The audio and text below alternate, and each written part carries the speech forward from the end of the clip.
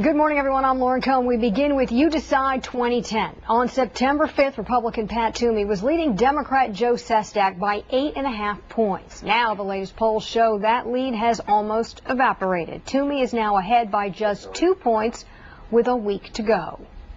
So I don't think we ever had a big lead, but we do have a lead now. Look, I never expected this to be anything but a close and competitive race.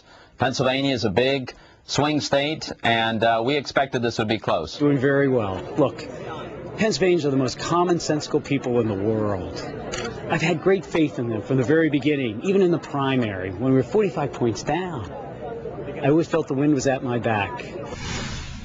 Joe Sestak is making the rounds this morning in Montgomery County. Steve Keeling met up with him this morning at the Ambler train station. Steve, what do you have?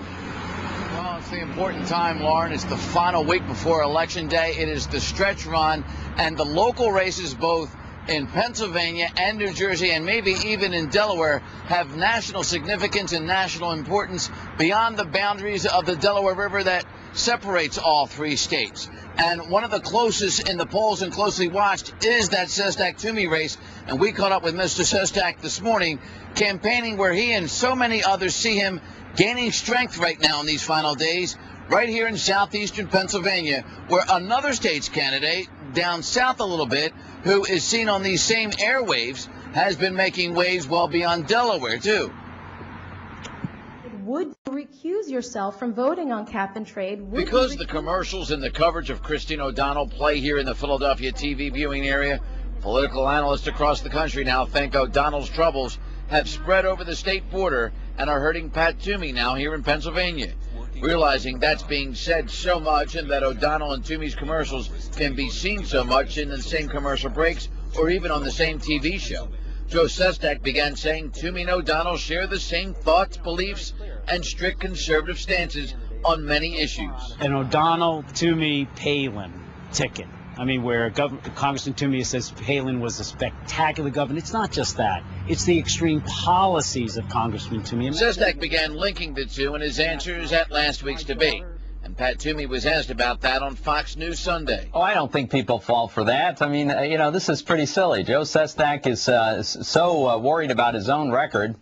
He's trying to run against somebody that I've never met, that I don't agree with. On this latest poll that has a 3% margin of error that gives Toomey just a 2% lead, Sestak is favored by women way more than Toomey, 53 to 41%. But Toomey's lead among men is even bigger, 54 to 40. Why do women like you more, but men like him more, you think? I don't know. But at the end of the day, I want to work for all of them, and I really mean that. I find the response is pretty equal as I go out and about. And the final poll is going to be just like it was against Senator Specter or it was against Kurt Weldon. It's going to be determined on Election Day. Well, Lauren, there was some good news for Pat Toomey in that poll that kind of was mostly bad news because it had the race so close after he was up almost double digits in the summer and almost 8 points just a couple of weeks ago. And that was that 51%, it's a slim margin, but it's enough for a victory in an election. But 51% of those asked who said they are likely to vote said they want Pennsylvania's next U.S. Senator not to agree with Obama administration policies. And if you're going into a polling booth and you think which one of these two, Toomey or Sestak, is going to disagree with Mr. Obama more, well, then the choice is Pat Toomey. So that is at least one bit of light that Mr. Toomey can look at in that poll and say, well, I still have at least a slim advantage in this last week. Lauren? All right, Steve, thank you very much for that report. Howard Dean.